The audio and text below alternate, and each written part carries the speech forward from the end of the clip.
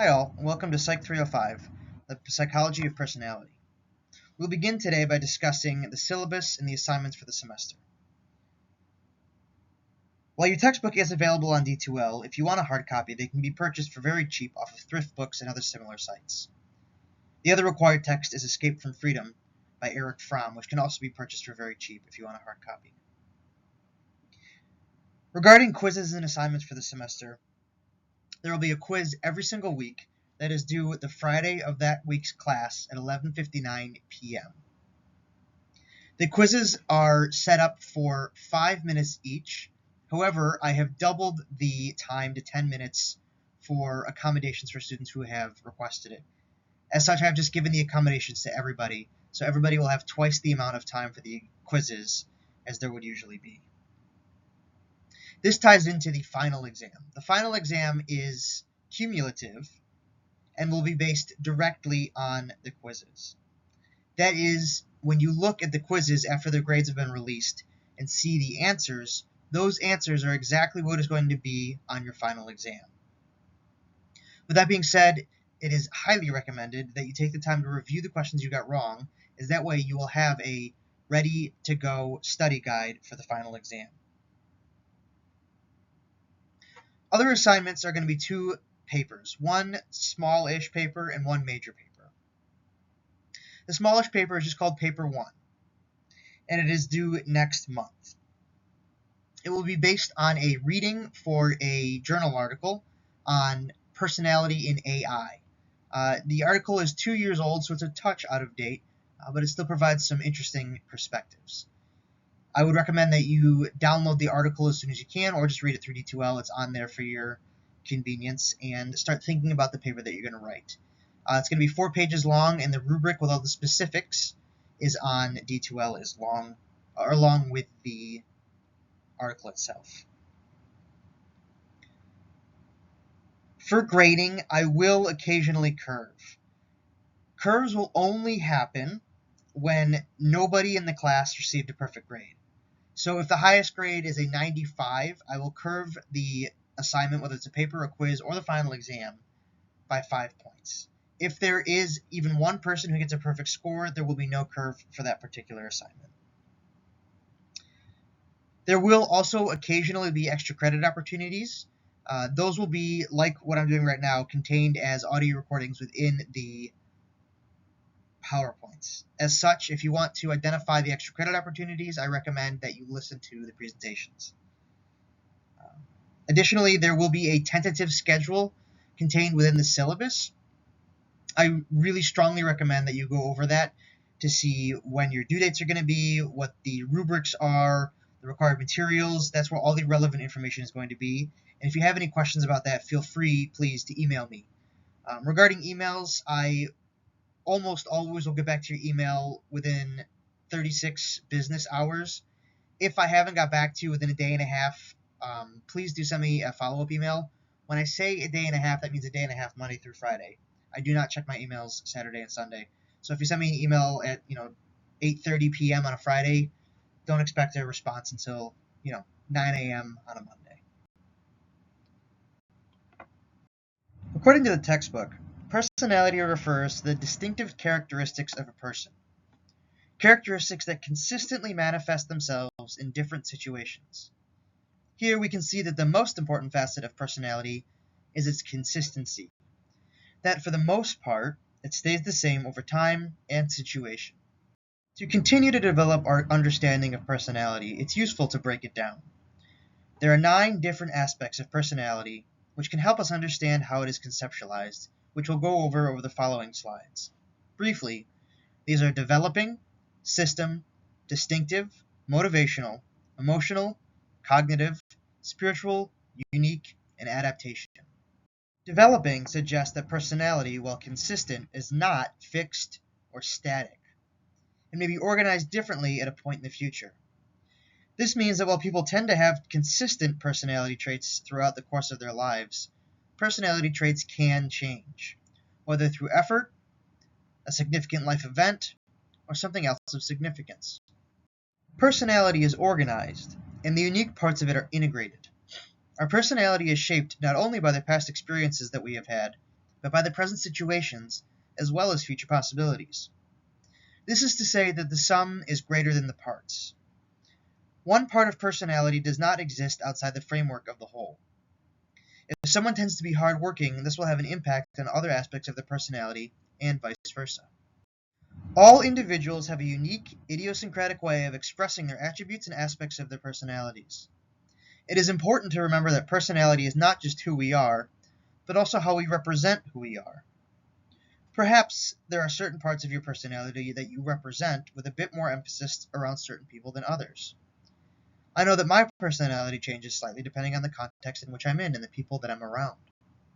These are our motives, our needs, wants, and desires. They may be conscious or unconscious. These are our feelings and moods, either consciously or unconsciously experienced. These are our thoughts, ideas, and beliefs, including our self-concept, which can be conscious or not. The meaning that we give to our life and the world in which we live, whether the meaning is consciously acknowledged or not. While the way that we react to the environment is similar to others' reactions, they are not identical. This is how we respond to the stresses and strains of daily life and how we choose to reach our goals. This is the part of personality which has the greatest impact on the stability of personality. If one is highly adaptive, their personality may be more prone to shifting throughout their life course than for others. That's to say, your personality manifests differently at different stages of life, for two major reasons. Developmental factors, such as learning to read, and environmental factors, such as you are now, sitting in front of a computer listening to a lecture. Personality change is something that occurs slowly, over a lifetime, and can reflect a wide variety of things. A change in motivation stemming from a major life event, working on an aspect of ourselves we don't like perhaps while in therapy, or something like finding or losing faith in a higher power. Now that we have discussed some of the different aspects which make up the personality, we can examine the personality in the self. Personality is something that we continue to achieve and develop over our lifespan. Again, this goes back to the concept discussed earlier. Personality is consistent, but not static. I will keep emphasizing this throughout today and the remainder of the semester. Personality can change and does change, but this usually requires either intentional effort or a significant life event. And even when it does change, it tends to change slowly. Some of the aspects of personality are self-concept and ego. Self-concept is the awareness of who you are, including how you feel about yourself, defined as self-esteem. And ego is your ability to make conscious decisions and be aware of yourself and your environment. This is not to be confused with ego as it's utilized within Freudian psychology. Jung, the most famous student of Freud, and Frankl both claim that personality grows over the lifespan, and does so as a result of becoming more and more aware of who we truly are over the course of our lives. They believe that we achieve our personality over our lifespan. Next, we will discuss one of the central issues within the field of personality psychology: person versus situation debate. For those who have a mind geared towards comparison, some similarities may be drawn here to that of nature versus nurture. In 1968, the Austrian-born American psychologist published his controversial book, Personality and Psychology. It was controversial given his suggestion that personality is not consistent throughout different situations. Through multiple studies, Michel found that most people are not consistent in their behavior from one situation to another. He found that behavior changed according to the characteristics of the immediate situation. This inconsistency led Michel to believe that personality is just an illusion, one that is created from tending to see people in the same situation over and over, seeing our friends at the bar, coworkers in the office, parents at home, and so on and so forth. This conclusion from Michel only exacerbated the controversial nature of the book. One can imagine the consternation of other personality psychologists whose entire body of work was called into question due to the conclusions of Michel. There were three main responses to the arguments that Michel put forth regarding the illusory nature of personality. The question of whether personality is just an illusion needed to be answered. First and foremost, Michel failed to delineate the relevant dimensions and types of situations that cause our behavior. Another psychologist named Kenneth Bowers developed the term situationism in response to Michel. His was the point of view that our immediate environment is the key determinant of how we act, not our personality. His research found that personality differences and situational differences, when looked at separately, accounted for very little of an individual's variable behavior. Instead, he found that it was the interaction between the two that provided the most explanation. Situationism leads into the next concept, the key separation of state and trait. A personality state is how we may feel given a situation, such as giving an important presentation, versus a personality trait, or how we tend to respond to stressful situations. Another important individual in personality psychology is William Fleason. His work identifies two different kinds of personality differences, between and within person variability. Between person differences are the differences in personality between individuals, while within person differences are the differences that emerge based on the location, timing, and other factors which can act as a determinant in how much of our personality we choose, consciously or otherwise, to reveal. Arnold Buss was a psychologist and professor who advised Robert Plomin. Buss identified three kinds of person-time-situation interactions. The effect of one variable depends on the presence of another variable. In effect, condom use was influenced both by one's personality trait, impulsivity, and their situation, whether married, in a relationship, or seeking casual sex. People usually select their situations. Those who are active tend to spend time with other active people. Gamers tend to spend time with other gamers, and so on and so forth. We are not entirely determined by the events outside of us. And personality can change situations. Think back to a party that was particularly boring, and what happened to it when someone who is the life of the party showed up. Robert Plomin was a well-known behavioral geneticist, psychologist, and researcher who studied twins, and was advised by Arnold Buss. Some of his work was focused on the work of his advisor, looking to explain and display the person-time situation interactions. Funder and his colleagues developed the diamonds, which is a comprehensive taxonomy for identifying which aspects of a situation will influence our behavior. Duty is when the situation calls for a job or a project to be completed, such as traits of conscientiousness or an attentiveness show when given a task. This is when the situation affords an opportunity to show intellectual ability. For example, taking a test.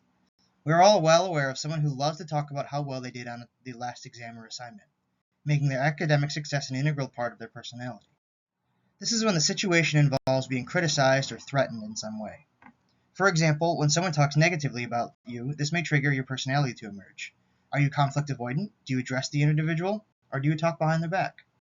This is when the situation involves members of the sex you're attracted to or other romantic partners. For example, if someone were to begin flirting with you, how would you react? Would you flirt back or get nervous and start stuttering over your words? This is when the situation is enjoyable, humorous, or playful. For example, how do you react on a day on the lake or a holiday break? This is when the situation is anxiety-arousing, stressful, or frustrating. For example, how do you respond at the end of a long, busy day where you didn't have time to eat and are confronted with a difficult household or a stressful drive home? This is when the situation involves the possibility of being deceived or betrayed. For example, in the classic prisoner's dilemma, how would you respond? This is when the situation involves social interactions or being close with friends. For example, how do you behave when in a large group of people at a party, or when with a small number of close friends at a meal? The Diamond's taxonomy works by helping to resolve a long-standing challenge in the field. How do we identify when situations shift from one type to another?